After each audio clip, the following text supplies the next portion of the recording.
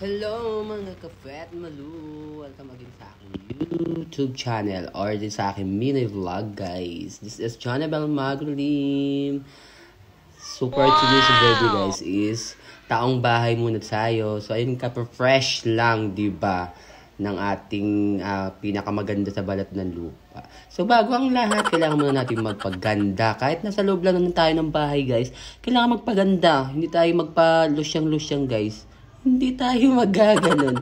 So, need natin na magpa-fresh. Huwag tayo magpa-haggard. So, yan. Magkuskus muna tayo before anything else. Ganon. So, bago tayo guys, maggawa-gawa dito sa loob ng bahay, magpa-beauty muna tayo. Kailangan natin ng maintenance guys. Kailangan natin maging maganda kahit hindi tayo maganda sa ibang paningin ng ibang tao.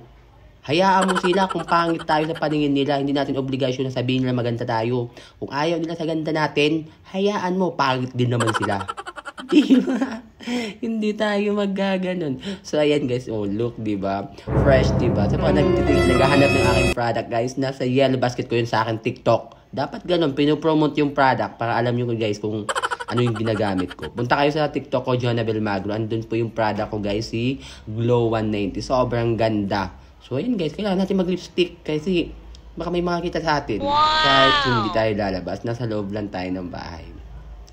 So, ayun, magpapalit tayo guys ng ating hinigaan. Kasi yung hinigaan ko yan guys, isang buwan na yan. Hindi mag-iisang buwan. Siguro mga 1 week or mag-2 weeks siya. So, kailangan natin palitan. So, Hello Kitty yan guys. Oh, wala tayong hilig sa Hello Kitty. Pag gusto nyo ng Hello Kitty, bigyan nyo ako. Hindi tayo manghihingi sa kanila. Nakakahiya.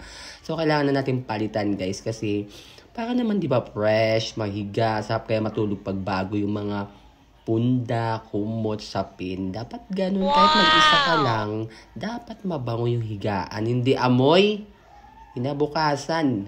Hindi tayo mag-iinabukasan. So, ayun guys, nagtatanggal tayo ng mga punda kasi yun nga, mag-change na tayo. Magpapalit tayo ng mga punda at saka ng kumot at saka ng sapin. Para naman, mamaya pag makatulog tayo, wala tayong naamoy na mga amoy pawis dyan. Ako lang naman ang natutulog dyan. Wala naman natutulog pa na iba dyan. Baka gusto mong matulog. Oy, hindi tayo magpapatabi dyan. Ayun guys. So, napakabagal naman ang kilos mo guys. Hindi tayo maggaganyan guys. Diba? So, kailangan ganun dapat.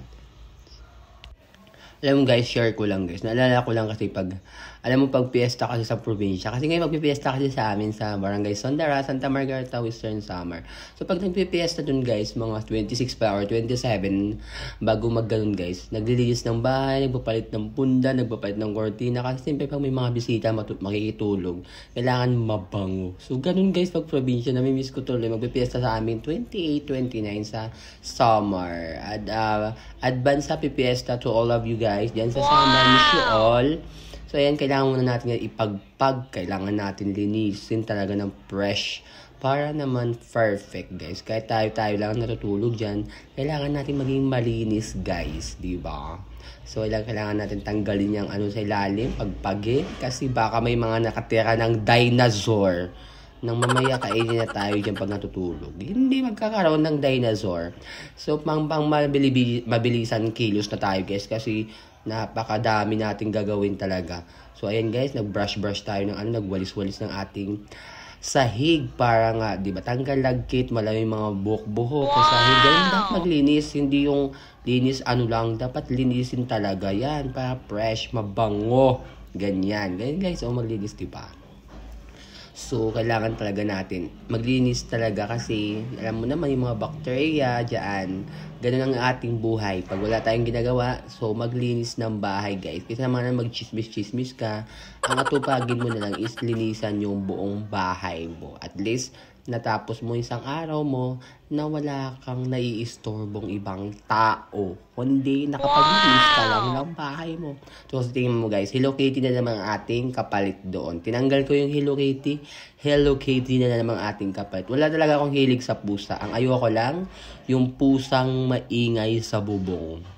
Alam niyo yun guys, yung pusang maingay sa bubong. Yung may kalantara, yung may kalandian sa bubong. Ganyan, kaingay sila. Sabi naman nila, pag maingay daw yung pusa sa bubong, meron daw mabubuntis. Legit? Legit? Hindi tayo mag-chismis ng ganyan. So, kailangan na taga natin palitan yan, guys. Ayun. Alam mo yung mga unan ko, yung matatagal na yan, guys. Puro matitino pa naman siya. Sobrang ang gaganda pa.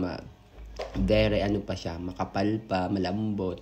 So, kahit sobrang tagal na yan sa akin, hindi ko pa pinapalitan kasi memorable. Yan ang first gamit ko, guys. Na, hindi ko talaga agad-agad itatapon kasi maganda pa naman siya, oh. Hindi ko talaga alam din bakit naging mahilig ako sa Hello Kitty talaga na character. Hindi, basta dati talaga, yan talagang ko, wala akong ibang mahilig kundi Hello Kitty lang. Tingnan mo yung cortina ko, Hello Kitty, hindi ko na yung pinapalitan eh.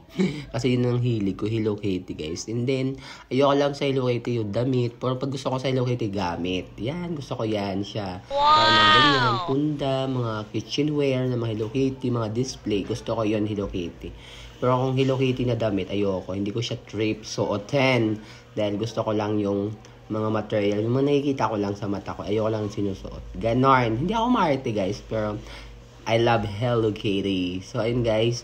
Ito yung punda ko, diba? Hello Kitty talaga yan, guys. Kasi yan ang mga perfect na nagpapasaya sa akin. Pag nakikita ko lang si Hello Kitty, okay na ako. Happy na rin. Kahit papano. Kasi, yan ang talagang favorite kong, character sa Hello Kitty. So, ayun guys, mag-isa lang tayo. Pero, di ba, napakadami natin yung unan. Kasi masarap kasi mahiga, magpahinga, matulog, na marami kang natatandayan or katabi na unan. Kahit wala kang katabing tao. Uy, hindi tayo magkatabi ng tao. Kailangan lang natin maging komportable sa pagtulog. Para naman, di ba? Kahit minsan hindi tayo nakakatulog. So, kailangan natin yan kasi para mabalance yung ating pagpupuyat lagi. Yan, dyan tayo happy sa maraming unan, tandayan. Lahat naman tayo siguro mahilig tayo sa ganun, diba guys? So, after all, natapos din guys. So, tingnan mo naman glass skin yarn. Po, tingnan mo yung likod ko. Ang dami ko palang gagawin. Po, natamad na guys. Pagod na ang prinsesa nyo. So, next time naman yan, diba? Follow guys, sa mga hindi pa nakapag-follow. Follow kayo for more video. Thank you so much. Baboy mga kapwet malu. I love you all.